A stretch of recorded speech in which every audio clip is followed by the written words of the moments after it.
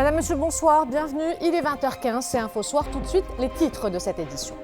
Des précipitations importantes, une baisse sensible des températures au niveau de plusieurs régions du royaume. C'est le cas plus exactement au niveau des zones montagneuses. Nous étions cet après-midi dans la région d'Emsmrir, dans la province de Tinrir, où plusieurs familles nomades se retrouvent prises au piège et immobilisées.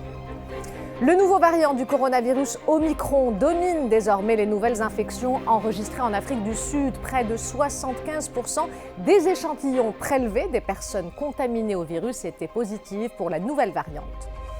L'opération de recensement pour la prochaine promotion pour le service militaire fixée du 13 décembre au 10 février 2022. 20 000 appelés constitueront le prochain contingent qui formera la 37e promotion du service militaire obligatoire. La Fondation nationale des musées rend hommage à Henri Cartier-Bresson, grand photographe français et figure majeure du XXe siècle à travers une exposition de ses photos les plus emblématiques. C'est à visiter actuellement au musée Mohamed VI d'art moderne et contemporain. C'est aussi à découvrir dans le Journal des Arts, la chronique de Samir Haïs. Plusieurs régions du royaume ont enregistré ces dernières 24 heures des précipitations importantes et une baisse sensible des températures. C'est le cas plus particulièrement au niveau des zones montagneuses. Notre équipe était cet après-midi dans la région d'Emsmrir, dans la province de Tinrir, où plusieurs familles nomades ont du mal à s'approvisionner en eau et nourrir leur cheptel. Cette vague de froid vient accentuer, vous allez le voir, des conditions de vie déjà difficiles. Yassir Azzez et Nzahab Azizi. Sur les hauteurs de Tinrir, les nomades font partie des populations les plus exposées au froid. Leur mode de vie les rend plus vulnérables. À l'heure où le thermomètre affiche des températures proches de 0 degré à l'approche de l'hiver, le thé demeure l'un des seuls moyens pour trouver de la chaleur et du réconfort. C'est une période difficile, c'est vrai.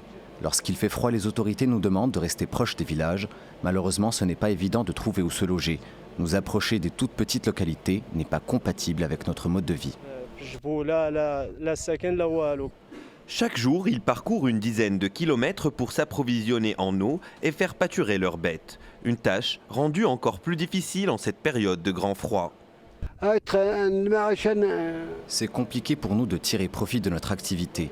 Nous ne trouvons pas d'aliments pour nourrir notre bétail. Nous payons 30 000 dirhams pour rien. Nos bêtes pâturent toute la journée en vain. Ce mode de vie ancestral qui se transmet de génération en génération est aujourd'hui menacé par l'exode de ces populations nomades vers les villes. En 2004, le royaume comptait quelques 70 000 nomades. Aujourd'hui, ils sont moins de 20 000 à s'accrocher à leur tradition. Dans la région de Bni Mellal Khnefra, les autorités se préparent une mobilisation pour faire face à une vague de froid rude cette année et des chutes de neige. Toutes les ressources humaines et matérielles ont été déployées pour désenclaver les douars et débloquer en cas de besoin les routes le plus rapidement possible. Jazia Al-Hamad. La chute des températures commence à se faire ressentir aux quatre coins du royaume, particulièrement ici dans la région de Bni Mellal Khnefra. La vague de froid présage que les premiers flocons de neige ne sauraient tarder, un scénario qui pousse les autorités à prendre toutes les précautions afin de mieux faire face à la situation. La direction régionale de l'équipement et de l'eau de Bni Mellal est prête, grâce à toutes ses ressources humaines et logistiques, à désenclaver les routes dans les plus brefs délais en cas de blocage. Nous avons recensé les habitants et les villages susceptibles d'être isolés. 75 douars sont sujets à ce risque, répartis dans 9 communes rurales des zones montagneuses. Soit plus de 32 000 personnes qui pourraient se retrouver coupées du monde. Sur le qui-vive, les équipes d'intervention souhaitent agir en priorité auprès des populations ayant besoin d'accéder aux services de santé, comme les femmes enceintes. Des caravanes médicales sont programmées pour sillonner les différents villages afin de faciliter la vie aux habitants qui, en période de froid, se retrouvent totalement enclavés. Un enclavement qui pourrait arriver plus vite que prévu puisque demain, Bni Mellal devrait enregistrer 2 petits degrés au matin. Du côté de Khnefra, de fortes pluies, une vague de froid, des chutes de neige et des vents violents seront au rendez-vous.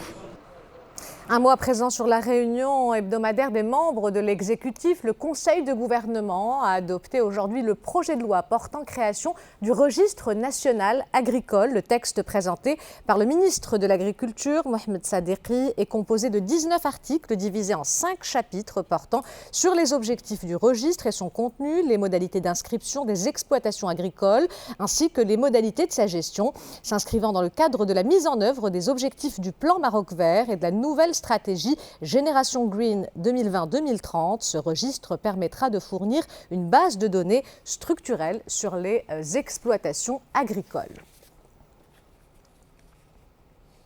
Au niveau du secteur de la santé, les tensions ont repris avec cette nouvelle grève nationale ce jeudi annoncée par plusieurs syndicats.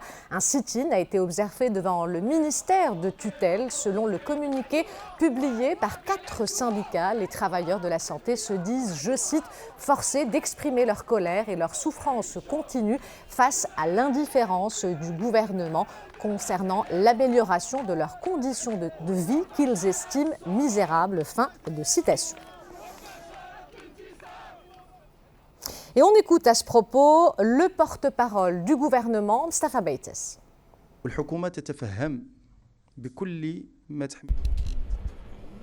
Le gouvernement est pleinement conscient des sacrifices de tous les professionnels du secteur de la santé. Nous nous attachons au dialogue qui sera renforcé dans l'avenir, parce que notre pays ne peut pas se désengager de ses responsabilités envers ces personnes ayant fait des sacrifices pour protéger la vie des citoyens.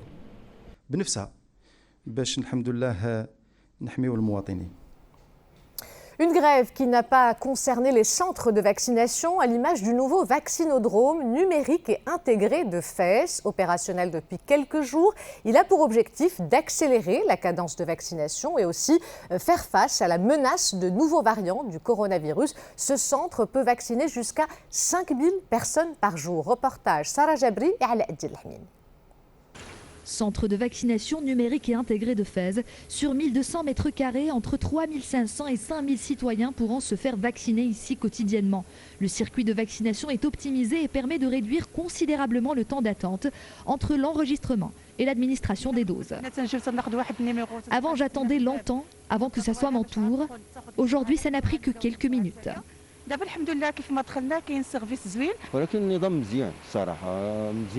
Tout est très bien organisé dans ce centre nouvelle génération. J'encourage tous les citoyens à venir se faire vacciner car la situation est réellement préoccupante. J'ai toujours respecté mes rendez-vous pour les 3 doses et je n'ai souffert d'aucun effet secondaire. Et j'incite tous les citoyens à faire confiance à nos autorités sanitaires.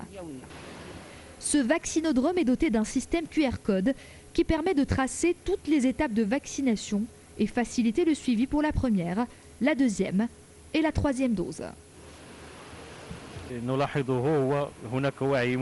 Nous avons constaté une mobilisation grandissante des citoyens, plus particulièrement pour la 3e dose, surtout après la détérioration de la situation sanitaire dans plusieurs pays du monde. Nous espérons que cette mobilisation continuera pour atteindre au plus vite l'immunité collective.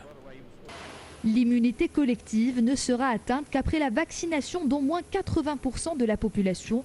Le Maroc s'y rapproche, mais d'ici là, tous les citoyens sont appelés à redoubler de vigilance face à l'apparition de nouveaux variants du coronavirus. Et toujours concernant la campagne de vaccination, on va s'arrêter sur le bilan global de cette opération qui porte à plus de 24 426 000 le nombre total de bénéficiaires qui ont reçu la première injection. 22 692 ont reçu les 2 doses du vaccin. Et pour ce qui est de la 3e dose, 1 718 000 personnes ont reçu cette dernière injection. Et concernant la situation épidémiologique, durant ces dernières 24 heures, 135 nouveaux cas ont été enregistrés. Pour ce qui est des décès, 3 sont à déplorer. Et concernant les guérisons, comme on le voit, 144 rémissions ont été répertoriées à travers les différentes régions du royaume.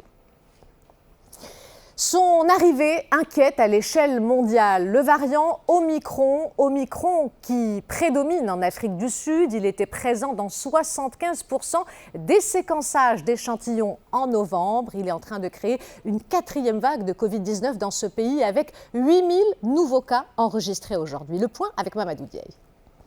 De nombreuses questions restent pour l'heure sans réponse autour du variant Omicron. La provenance de cette souche détectée en Afrique australe en fait partie.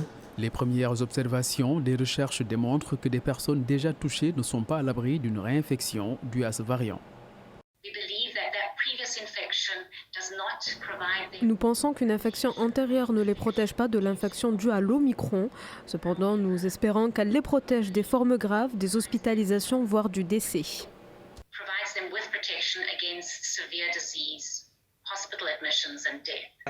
Les vaccins devraient donc rester efficaces contre les formes graves de la maladie. Encore faudrait-il qu'il y ait une protection vaccinale plus importante sur le continent. C'est l'appel de l'OMS Afrique. À ce jour, seuls 102 millions d'Africains, soit 7,5% de la population du continent, ont été entièrement vaccinés. Plus de 80% de la population n'a même pas reçu une seule dose de vaccin, ce qui représente un écart dangereux. Pour l'heure, les hypothèses prennent le pas sur les certitudes. Au même moment, le nouveau variant gagne du terrain. Il est déjà présent dans au moins 22 pays, selon l'OMS.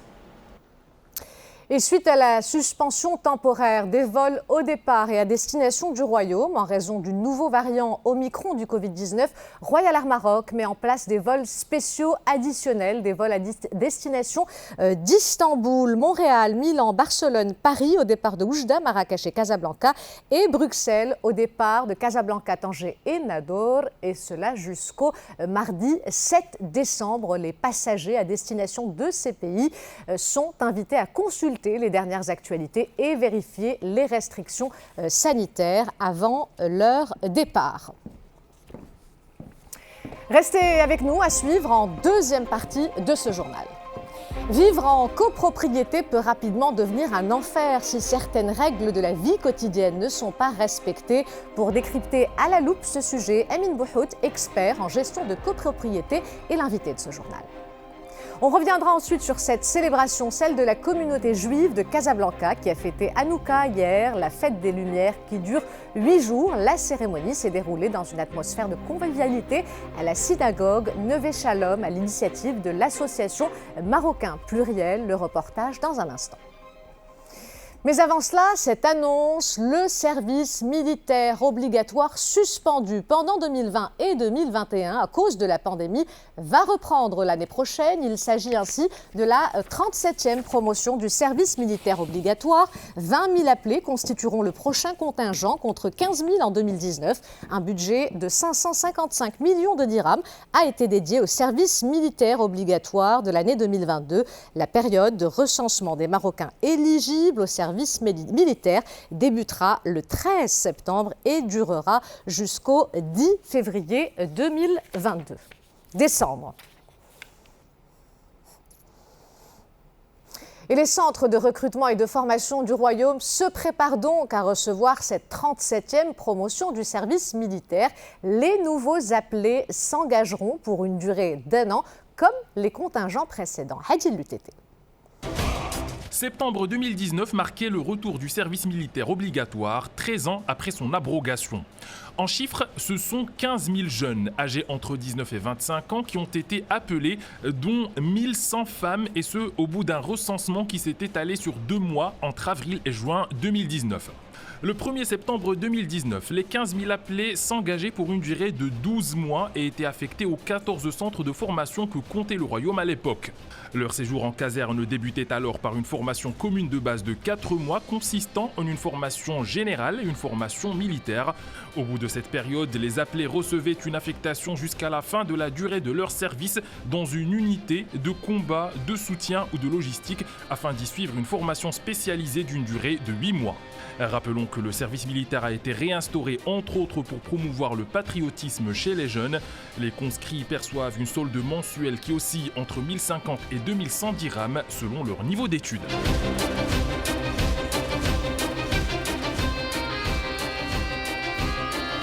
Arrêtons-nous à présent sur ce sujet qui fâche parfois. Vivre en copropriété peut rapidement devenir un enfer si certaines règles de la vie quotidienne ne sont pas respectées. Afin d'assurer un habitat paisible, un syndicat est mis en place pour régler les questions internes à la copropriété, travaux, entretien, règlements. Mais malheureusement, parfois, ça ne suffit pas. C'est un reportage de Mohamed Magri et Salim Abneb. Devenir propriétaire, un rêve de millions de Marocains qui peut virer au cauchemar. Parmi les troubles les plus courants qui empoisonnent la vie en copropriété, le bruit, l'encombrement des parties communes, les mauvaises odeurs. Dans la majorité des cas, heureusement, le dialogue est favorisé. Bien sûr, une résolution à l'amiable vaut mieux que faire recourir à la justice. Le syndic qui prend la posture de propriétaire, de gérant, il se met de tes affaires, combien de personnes tu reçois par jour. Je dénonce dans mon immeuble un défaut des parties communes, la sécurité et le ménage sont défaillants. Ah oui, c'est très important. Il faut choisir le voisinage avant d'acheter la maison. Sans arrangement, le copropriétaire peut entrer en litige avec le syndic pour défaut d'entretien des parties communes par exemple. Vice-versa, le syndic peut à son tour poursuivre l'un des copropriétaires qui ne paie pas ses charges. L'essentiel des problèmes de copropriété amenés devant les tribunaux civils concerne d'ailleurs le recouvrement. Automatiquement, ça crée un déséquilibre dans le budget et ce sont ces affaires qui sont portées devant le tribunal pour réclamer justement ces cotisations à travers une procédure accélérée, rapide et très efficace. C'est-à-dire, c'est le juge des référés qui tranche après une mise en demeure. Le constat de la mise en demeure demeurée infructueuse débouche sur une injonction de payer prononcée par le juge. Le syndic a également des devoirs. Il ne peut pas empêcher les habitants d'utiliser l'ascenseur ou le garage, par exemple, au seul motif qu'ils ne paient pas leurs charges. Ce manquement relève cette fois du pénal. Pour décrypter à la loupe le sujet, Amine Bouhout, expert en gestion de copropriété, est l'invité de ce journal. Amine Bouhout, bonsoir.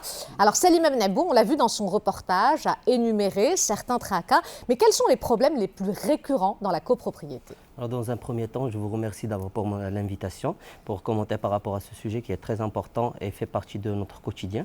Donc pour les problèmes de copropriété les plus récurrents, moi je vais en citer deux, c'est très très important parce qu'il y a le recouvrement.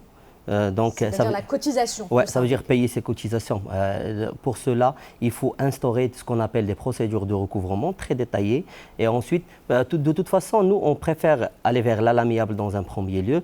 Comme on dit toujours, l'amiable est préférable, mais il y a des procédures d'injonction qu'il faut vraiment bien mentionner et bien détailler et expliquer aux copropriétaires lors des assemblées générales. Le deuxième point, ou bien le deuxième grand problème qu'on rencontre dans les copropriétés, c'est la partie respect du règlement intérieur.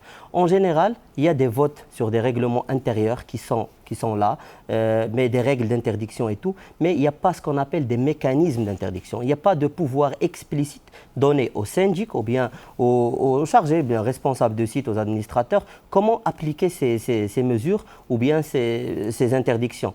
Je donne un exemple, par exemple le jeu de ballon. Lorsque j'interdis le jeu de ballon dans une zone, il y a comment appliquer cette règle. Dans un premier temps, confisquer le ballon, le remettre à les parents, et sensibiliser pour arriver enfin à une pénalité ou ce qu'on appelle des conditions d'aggravation de charge. Alors une loi régit la copropriété, est-ce qu'elle est appliquée? Est-ce qu'elle a évolué pour accompagner ces nouveaux tracas et besoins aussi des copropriétaires? Bien sûr, la loi marocaine a évolué pendant le temps. Depuis le Daher de 1946, on a eu en 2002 la loi 1800 qui a succombé ou bien qui a réglé les insuffisances du Daher en apportant quelques nouveautés. En plus, en 2016, on a eu la 106-12 qui a modifié et complété pas mal des aspects et pour enfin avoir le décret de 2017 qui donne un règlement de copropriété modèle pour l'appliquer au sein des copropriétés, au sein des résidences. Mais ça reste encore améliorable, surtout avec l'évolution qu'on remarque maintenant, l'évolution technologique, l'installation des caméras de surveillance.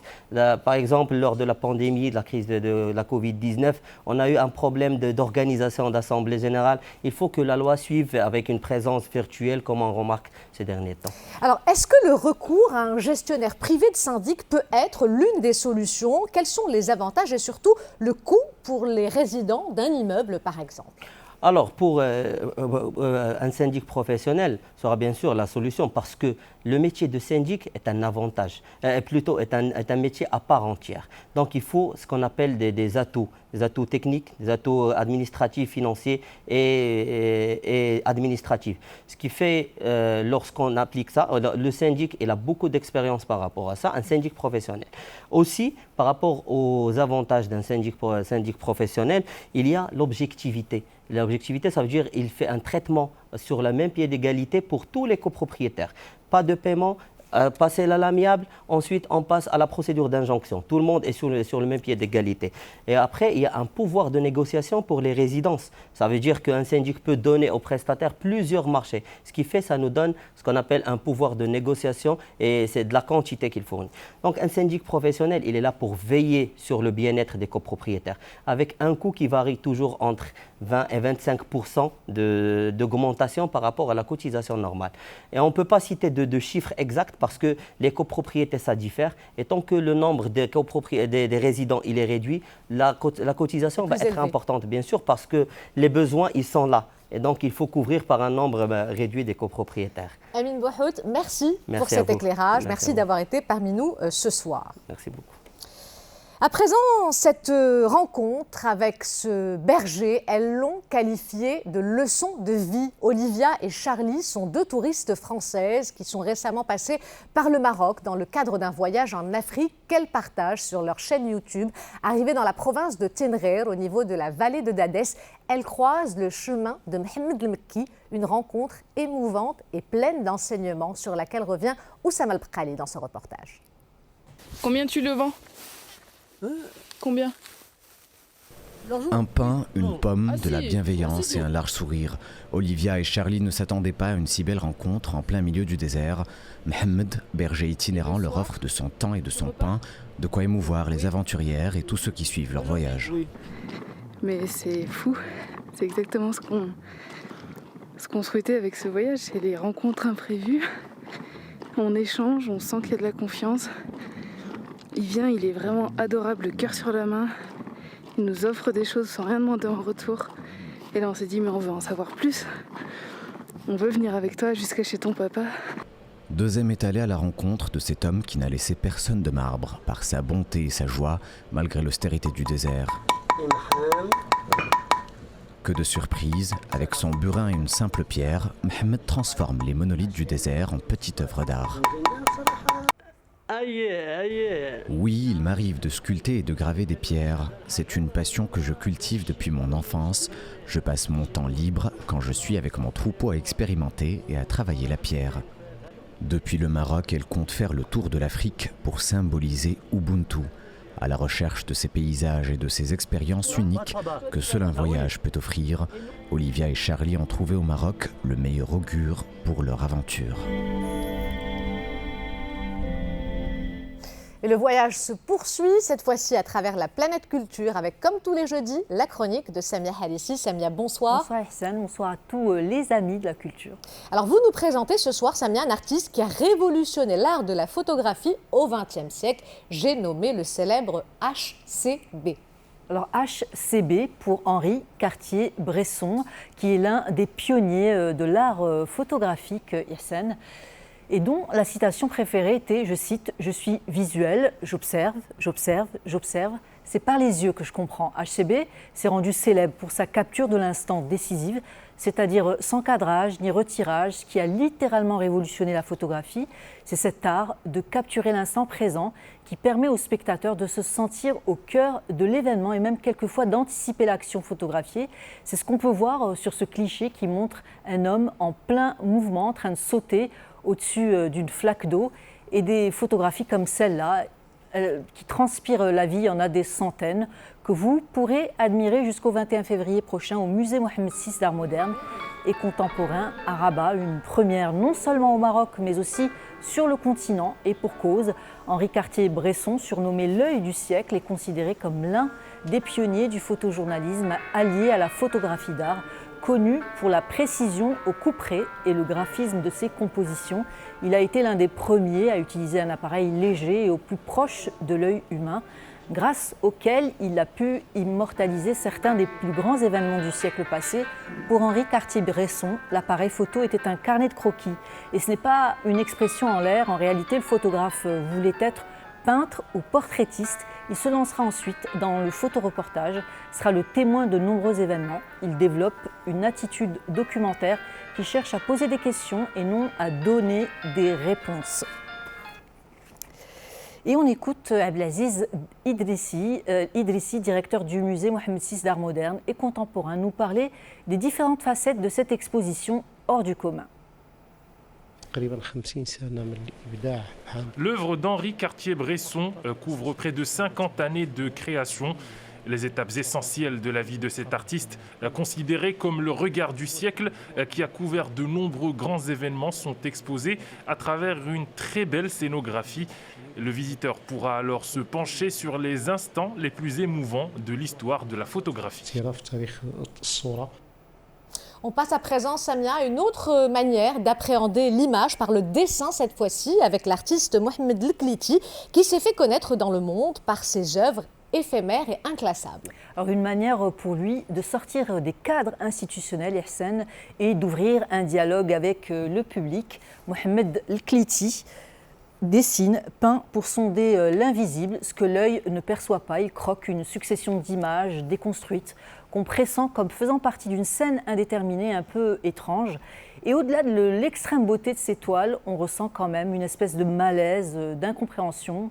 Ces derniers travaux, il les a baptisés « Maladresse poétique ». Lkliti désarticule le monde à travers une série d'images. Est-ce que ça ne serait pas un clin d'œil à sa formation en cinéma? De nombreux critiques d'art ont surnommé Mohamed Lkliti l'alchimiste. Sur ces toiles, on croise des personnages au cœur de situations improbables, entourés de symboles visuels et graphiques, tels que des appareillages, des câblages, une narration mystérieuse dont nous sommes les seuls responsables. L'artiste, lui, ne nous impose absolument rien. Son style pictural est aussi très original. Ses dessins sont incisés, griffés, sans doute une volonté de se détacher de la figuration classique.